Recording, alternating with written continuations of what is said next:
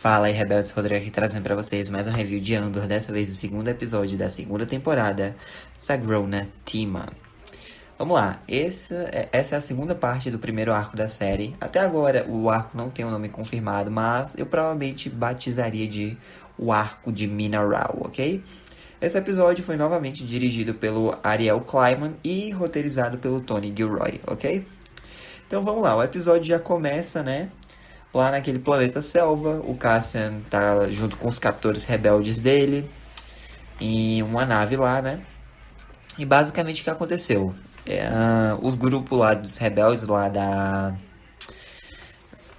Peraí.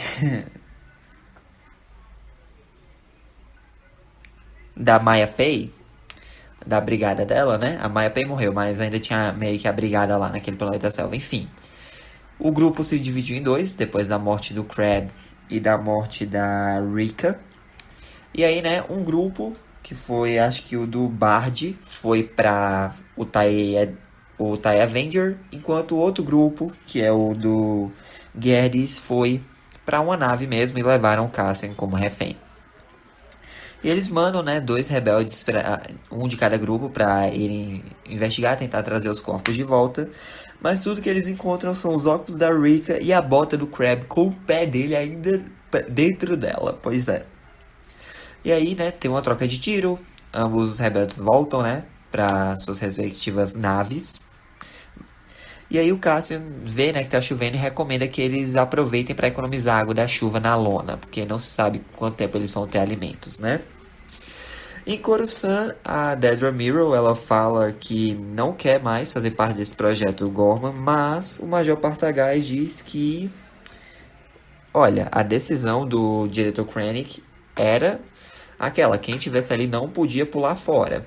Ou seja, ela tem que trabalhar. Ela diz, não, mas eu estava fazendo progresso com o eixo. Ele, quase 2 anos você ainda está nisso. E você não provou que esse eixo existe nem quem é.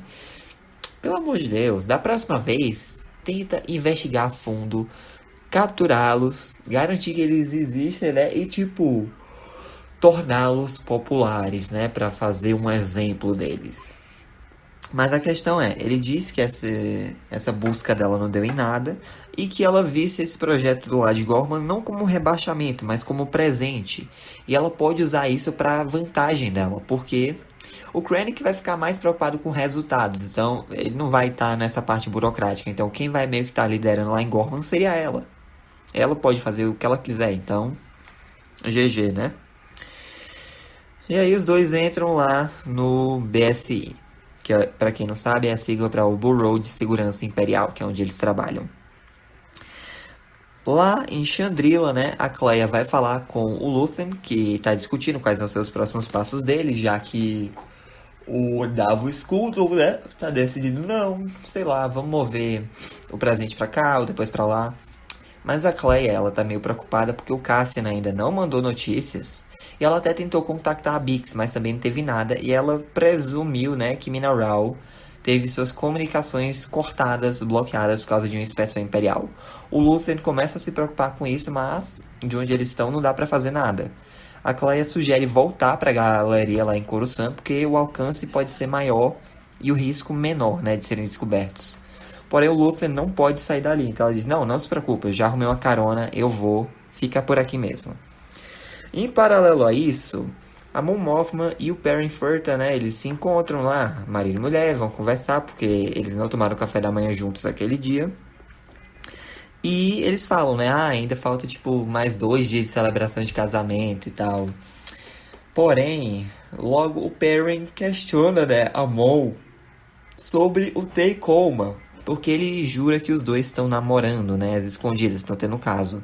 A Mon nega isso, embora o Perrin não acredite nela, e só diz, olha, se eu fosse você, eu teria cuidado com ele, porque ele bebeu demais ontem e teve que ser escoltado pra casa. Você sabe como são as regras de Chandrila, né? Bebeu demais, não é legal, se cuida, tá? E aí, ok, de volta em Mineral, nós vemos, né, esse senhorzinho aqui, que tá embaixo do Cassian, ele se chama Kellen, e ele tá conversando com a mãe da Bila, Eneth. Eles estão debatendo, né, sobre a inspeção que tava lá nos 500. Aí depois podem vir lá pro mercadinho deles. E aí depois o Kellen, ele vai falar, né, com o Brasso, com a Bix, com o Wilmon. E segundo a Eneth, tem pelo menos uns 40 imperiais no solo, mas no ar não tem como garantir. A questão é que eles precisam de todo mundo dali, embora nem todos, né, sejam legais.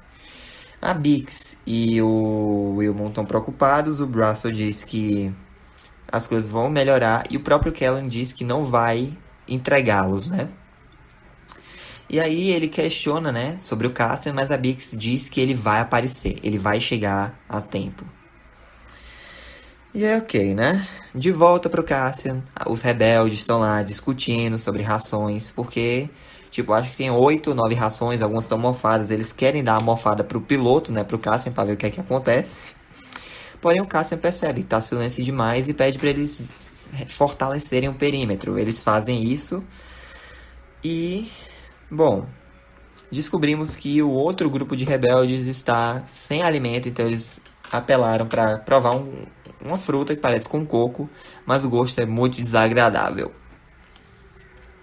Retornamos para Coruscant, dessa vez para o escritório de padrões imperiais. E lá vemos o nosso patético favorito, Cyril Karn, instruindo um novato, né? E ele comenta como ele sempre fez turno extra por um tempo, né? Porque ele tinha checado uns valores mínimos diferentes lá nas contas, né? Ninguém dava muita bola para isso. Mas um tempo depois ele descobriu um monte de imperiais corruptos que estavam desviando dinheiro. Então, os esforços valeram a pena. O novato parece hesitante, mas o Cyril garante, né, que no Império, aqueles que têm coragem para se destacar têm um futuro promissor. E ok, né? De volta a Mineral, vemos o Wilmon e a Billa conversando, né? Os dois aparentemente sentem, né, emoções um pelo outro. Porém, novamente, a Eneth fica no pé do Wilmon. Então, não vai dar muito certo. E com essa inspeção imperial, ele sente que tá na hora de ir embora. Mas ele diz que vai voltar, né, pra buscá-la. E a Billa faz com que ele prometa que que ele não vai embora sem se despedir antes. E aí, beleza. A inspeção do Império chega na loja que o Kellen e a Eneth trabalham, né? O Brasso tava lá, mas ele consegue se esquivar e sair de fininho. Porém, em algum outro canto, esse Imperial aqui, né? O Tenente Crow, ele se aproxima da Bix, que tá fazendo reparos em um motor. Ele começa, né, a fazer uns questionamentos lá para ela, fala sobre rendimentos de colheita, ela diz, né, que estava na 600 até mês passado, porém vai demorar um pouco para eles verem os resultados, né? E ele começa a flertar com ela, ela mente dizendo que tem um marido, ele, é? E onde é que tá? Ele tá por aqui? Ela, não, ele saiu do planeta tem alguns dias. Aí ele, é, que intrigante, porque ele se importa com você, alguma coisa assim? Ela, sim, porque a pergunta? Ele, é porque nós desligamos as comunicações, né? Só lance de rotina, de inspeção, você sabe, né? Ele ainda fica tentando insistir dando em cima dela, dizendo, ei, vem pra essa cidade aí de Raw comigo. Ela é pequena, mas vale a pena. Ela, não, eu já estive lá e tal. E aí, né, o Brasso chega pro resgate, né? Ele chama a Bix pelo codinome que ela tá ali, né? Zala. E se identifica, né, como fazendo parte lá do conselho da 207. Eles têm um modo de vida itinerante. Então o Tenente Crow vai embora dali, né? Deseja boa sorte para Zala na colheita e vaza. De volta em Chandrila, nós vemos o Perrin conversando com o Davos Coldon, né? Enquanto eles estão subindo a montanha, porque é uma tradição antiga de matrimônio em Chandrila. Eles estão lá conversando, debatendo, são seguidos pelos noivos, né? A Lida e o... Cadê? Stekan. Ainda vou decorar esse nome. Stekan. E é claro, né? Nós vemos a Mon Mothma conversando com sua prima Velsarta. E ela acaba lembrando, né? Do próprio casamento, na época que ela teve que subir o monte da chuva. E ela tem memórias boas disso. Porém, a Vel, ela tá preocupada com a Cinta, a amiga dela, né? Porque ela não tem notícia. Ela tá chateada com o Lúthien, porque o Lúthien sabe, mas não tá contando nada pra ela. E aí, a Mon só diz, ó, relaxa, vai dar tudo certo, ok?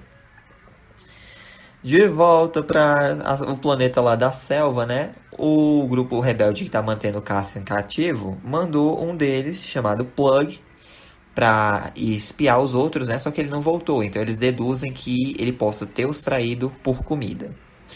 E eles estão com um dilema, né? Porque eles estão com fome. Eles até perguntam pro Cassian se tem comida no TIE Avenger, ele diz que não tem. E aí o Plug ele volta e explica que o outro grupo tá tentando puxar o TIE Avenger para o lado, de forma que o canhão laser aponte diretamente para onde eles estão. E aí, né? Eles todos ficam preocupados, mas o Cassian vão dizer, se eles tiverem sorte, eles vão mover aquilo uns 5 metros até de noite. Então, se mexam.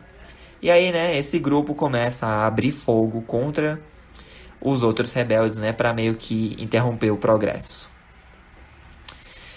De volta, sabe para onde? Para Coruscant. Nós descobrimos que o Cyril e a Dedra estão morando juntos, estão em um relacionamento, né?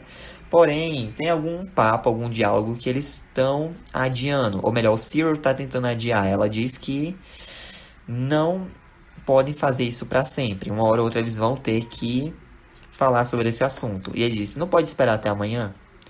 Que assunto é esse? Não sabemos ainda, mas enfim, né? Para onde o episódio nos leva agora? De volta para Chandrila, e as coisas vão começar a esquentar porque a Mon Mothma, ela vai falar com o Teikoma e ele revela, né, que beleza. Os problemas lá, né, financeiros, de desvio de dinheiro que ela estava fazendo, eles conseguiram ajeitar. O Sculdon lá tá satisfeito. Porém, quem se deu mal nessa história com a atividade dos rebeldes? Ele mesmo, o Teikoma. E ele sente que não está sendo que ele não está sendo valorizado, né? Então a Mona ela diz: me desculpa, eu não sabia que você estava passando por isso, você não me disse nada. Ele: eu achei que estava óbvio. Ela: não, relaxa. Eu vou resolver essa situação, tá bom? Até o final de semana eu resolvo. Enquanto isso, o Luthen só observando os dois de longe, né? Meio preocupado. Que mais? Ok. Anoitece em Minaral. O grupo tá lá debatendo, né? A revista dos Imperiais vai pro Conselho dos 300 no dia seguinte. Mas eles estão prendendo quem tá tentando fugir. Então não é uma alternativa boa. A Talia até diz, né, que pode dar cobertura para eles, já que ela tem visto, ela é legal ali, né? Já mora há 12 anos naquele planeta, então suave. 12 não, 8 anos na verdade. Ela foi pra Minaral em 12 BBY, Mas, aí, né, quando eles agradecem o Kellen por não os dedurar, né, por estar ajudando, eles dizem, não façam isso ainda, tá bom? Não vamos comemorar antes da hora. E aí, ok, vemos que a Cleia retornou para Coruscant, ela abre lá a galeria do Luthen, né? E entre os itens, nós vemos 2 itens bem curiosos lá na galeria. Vemos um suporte de cabeça Naboo, bem similar aos que a Padmé usava durante a época da trilogia prequel, né? E também vemos uma máscara Keldor, que, para quem não sabe, é a mesma espécie do mestre Plo Koon, né? Não sabemos se é exatamente a máscara dele, só que é uma máscara Keldor. E aí, né, a Cleia ativa uma máquina de escuta e fica lá, né, tentando ainda contactar o Cassian ou a Bix para ver o que é que eles podem fazer. O Luthen vai confrontar a Mon Mothma sobre o que tá rolando com o Teikoma e ele tá preocupado que o Tei vá abrir a boca, né, e explane tudo que eles estão fazendo para o Sculdun. Porém, a Mon Mothma diz que isso não vai acontecer. Ele diz, eu preciso de um valor para conseguir, né, para pagar ele. E ela diz, relaxa. Deixa o casamento passar. Eu vou marcar uma reunião com o Tei e vai dar tudo certo, ok? Ele, tá, mas eu preciso de um valor. Ela, relaxa, vai dar certo. Enquanto isso, o Perrin ele vai fazer um brinde, né, para todo mundo, principalmente aos noivos, e ele propõe a saudação de Chandrila, Sagrona Tima, que dá o nome ao episódio. E ele fala para Lida e para o Stekan que durante o casamento eles vão enfrentar dificuldades, dor, se desentender, mas ele tem esperança que eles vão conseguir superar essa nuvem de tristeza, né? ele dá até uma mensagem bem bonita que ele passa. Eles acham prazer, acham alegria na vida. Vocês dois são como uma música que está escondida sobre o barulho da vida. Então vamos lá, né? Se animem, vai dar certo. Vocês vão ser felizes, vocês vão encontrar a felicidade. Sagrona Tima pra todo mundo. E ok, né? Estamos nos aproximando do fim do episódio.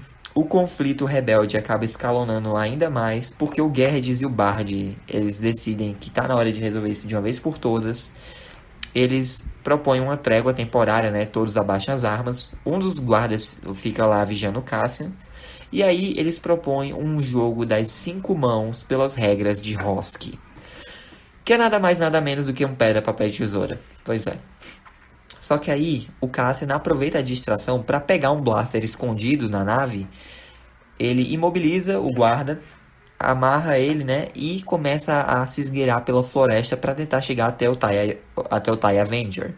E durante o jogo das 5 mãos, o Gerdes e o Bard são meio que atropelados por uma criatura chamada, que é um Dudar Yaviano, e ele tem presas. Então, né, o guarda ele consegue se soltar e ele explana para todo mundo que o piloto se soltou, mas não há tempo, né? Foi tarde demais. O Cassian já chegou no TIE Avenger, matou um guarda que estava lá e ele abre voo e foge. Então, o que parecia ser um plot bem filler, meio que se revelou importante, porque o Cassian não está em qualquer planeta, não foi só uma side quest aleatória para matar tempo. Cassian Andor está em Yavin 4. Isso mesmo, o planeta que vai acontecer a Batalha de Yavin em Uma Nova Esperança e que obviamente vai dar base à Aliança Rebelde durante a época lá de Rebels, Rogue One, mais pra frente nessa temporada de Andor, né, quando tivermos saltos temporais. Mas é isso, essa foi a review, espero que tenham gostado. Deixa um like, se inscreva no canal, ative o sino para não perder nenhum de novo. E é isso, eu vejo vocês na próxima com o encerramento desse arco de Mina Rao. Falou e que a força esteja com vocês. Tchau! Oh, I'm gonna do this on my own. No point in blaming you, you did not know. Oh.